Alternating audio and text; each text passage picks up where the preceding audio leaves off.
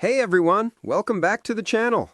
Grab your Nichiren blades, or at least a cozy blanket, because today we're diving deep into Episode 7 of Demon Slayer Kimetsu no Yaiba, the one titled Muzan Kibutsuji. Oh man, if you've been riding this emotional roller coaster with me since Episode 1, you know this show's got a way of grabbing your heart, twisting it, and then hitting you with those jaw-dropping animation highs that leave you staring at the screen like, did that just happen? I mean, after the intensity of the last few eps, where Tanjiro's finally stepping up as a slayer and Nezuko's fighting her own demons, literally, this one's like a breath of fresh air mixed with a punch to the gut. It's got heart, it's got horror, and it's got that ufotable magic that makes every frame feel alive. If you're new here, hit that subscribe button and join the squad. We're all in this Demon Slayer family together.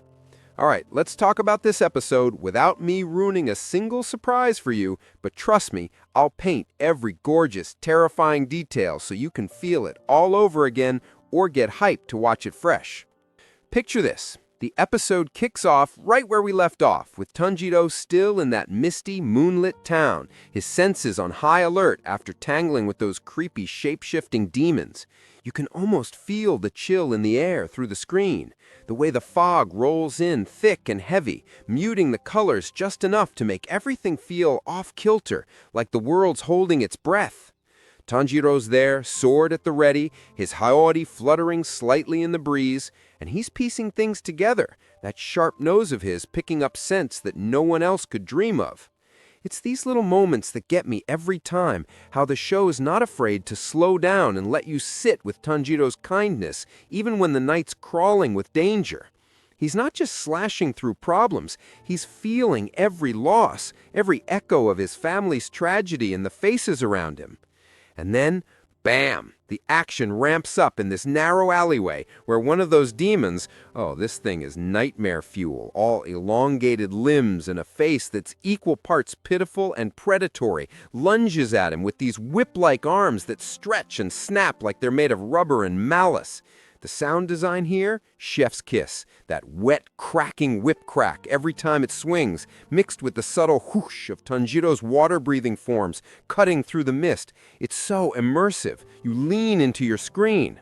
Tanjiro dodges, pivots, his breath's coming steady but urgent, and he unleashes this beautiful sequence of water-breathing fourth form, striking tide. The water effects shimmer like liquid moonlight, rippling out from his blade in these elegant arcs that slice clean through the air, forcing the demon back against a crumbling wall. But this demon's tricky. It's got mouths sprouting in unexpected places, spewing out taunts and bile that hit way too close to home, mocking the very idea of protecting the weak.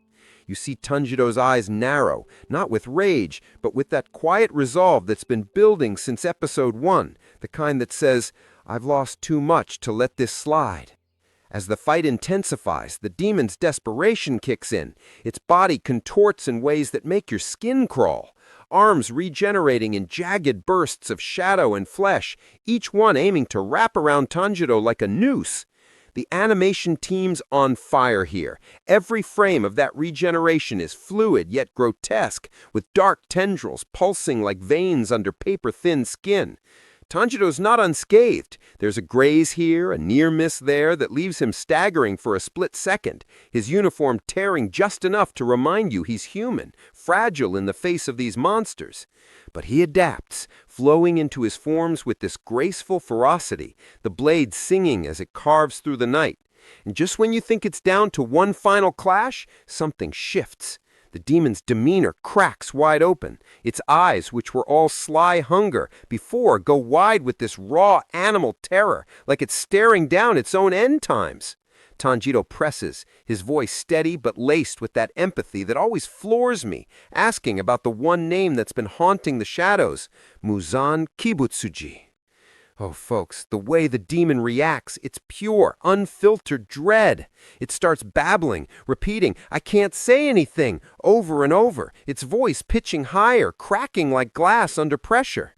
You can see the memories flashing in its eyes, unbidden, this vivid nightmare of a figure looming in the dark, a presence so overwhelmingly cruel that even a killer like this demon cowers. The episode doesn't shy away from showing us that fear through quick, haunting cuts, shadowy silhouettes, a hand that looks almost elegant but drips with implied venom, and that voice, oh God, the voice echoing like thunder in a void, promising eternal watchfulness, eternal punishment. It's chilling, the kind of villain reveal that doesn't need explosions, it just seeps into your bones. The demon's whole body shakes, limbs flailing erratically now, less like attacks than like spasms of panic, as if speaking the name alone is inviting doom.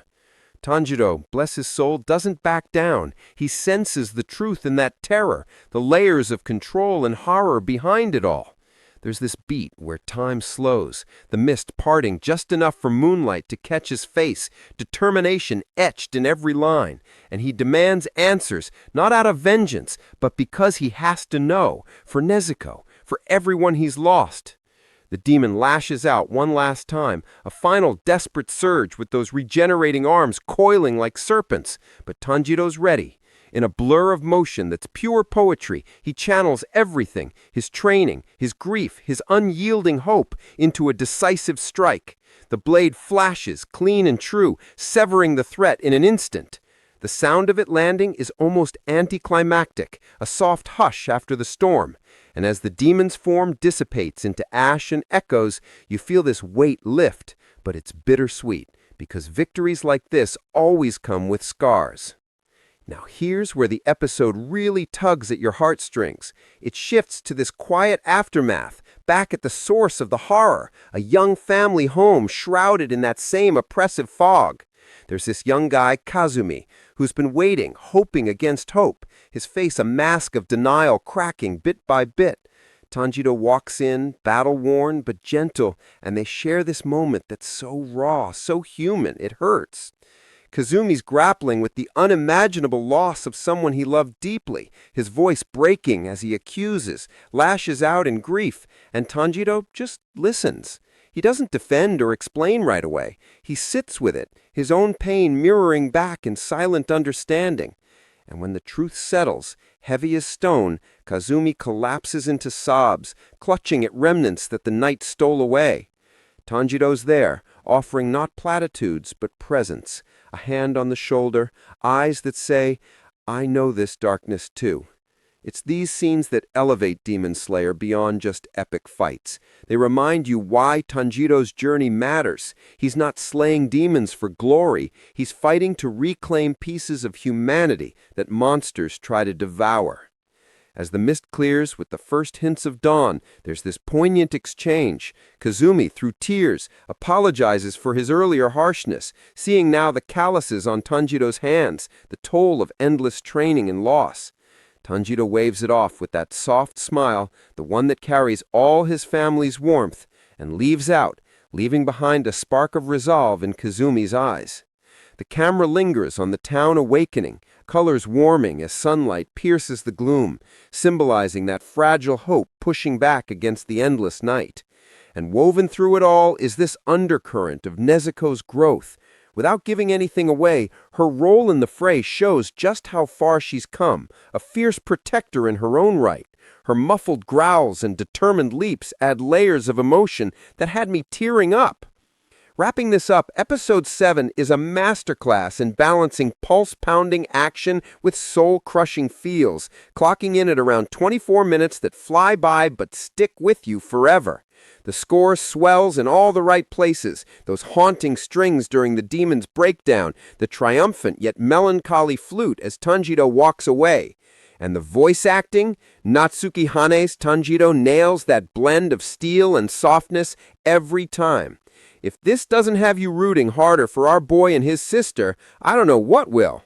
It's the kind of episode that makes you pause the show just to process, then hit play again because you can't get enough. So what hit you hardest here? The fights, the family vibes, or that looming shadow of Muzan? Drop your thoughts in the comments. I read every one. If you love this breakdown, smash that like button and share with your Demon Slayer buddies. And I'll catch you in the next one for more Kimetsu no Yaiba goodness. Stay slaying, friends. Until next time.